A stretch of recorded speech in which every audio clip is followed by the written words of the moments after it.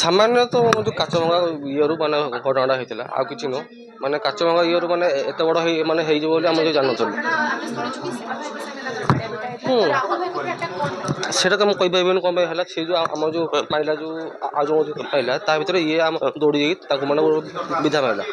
ତ ମୁଁ ସେଇଟା ଜାଣିଛି ମାନେ ସାମାନ୍ୟ ମାନେ କାଚ ଭଙ୍ଗା ଯେଉଁ ଇଏ ନେଇକିନା ତାକୁ କ'ଣ ପାଇଁ ଆଟାକ୍ ହେଲା। ଆମକୁ ବି ତ ସେଇଠି ମାନେ ହେଇପାରିଥାନ୍ତା, ଆମକୁ ବି ଯେଉଁ ଛୁରୀ ହେଇପାରିଥାନ୍ତା କି ମାନେ ଆମକୁ ବି ଆଟାକ୍ ହେଇପାରିଥାନ୍ତା। ଆମକୁ କିଛି ନାହିଁ, ତାକୁ ମାଇଲ କ'ଣ ପାଇଁ ନା ଛଟପଟ ହେଇନି ସେଇଟା ମୁଁ ଦେଖିନି। କିନ୍ତୁ ସେ ସମସ୍ତଙ୍କୁ ମାନେ ଫୋନ୍ କରିଥିଲା କି ଆମର ଯେଉଁ ଶିବାକୁ ମାରୁଛନ୍ତି ସେ ତା କଥା କିଛି କହୁନି। ସେ ଶିବାକୁ ମାରୁଛନ୍ତି ଆଟାକ୍ ହେଇଥିଲା। ମୁଁ ଥିଲି ବା ଏଠି।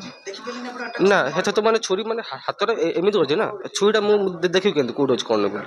ସେ ଯେଉଁ ହଁ ହଁ ହଁ ଦେଖିଛି, ଛାତିକି ମାରିଲା ମୁଁ ଦେଖିଛି। ତାପରେ ତ ମୁଁ ସେଇଠି ଗଲି ସେଇଠି ତାକୁ ମାନେ ଇଏ କରିବା ପାଇଁ।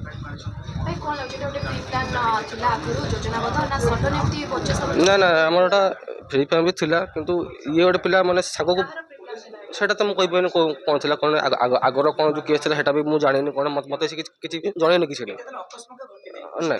ହଁ ଯୋଜନା କରାଯାଇଛି ସେଇଟା ତ ମୁଁ ଜାଣିନି। ମୁଁ ଆଗ କେସ୍ଟା ମୁଁ ଟୋଟାଲି ଜାଣିନି କ'ଣ ହେଇଛି କ'ଣ।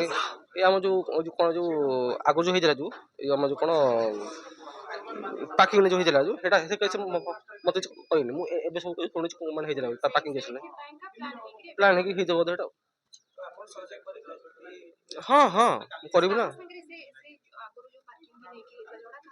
ସେଇଟା ମୁଁ ଜାଣିନି।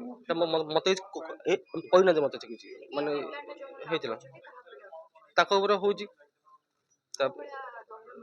ତାଙ୍କୁ ମାନେ ଫାଶୀ ଦିଆଯିବ, ଯେହେତୁ ମୋ ଭାଇଟାକୁ ମାନେ ମୋଠୁ ମାନେ ନେଇଗଲେ ଛଡ଼େଇକି ନେଇଗଲେ, ତାଙ୍କୁ ମୋତେ ଫାଶୀ ଦିଆଯିବ।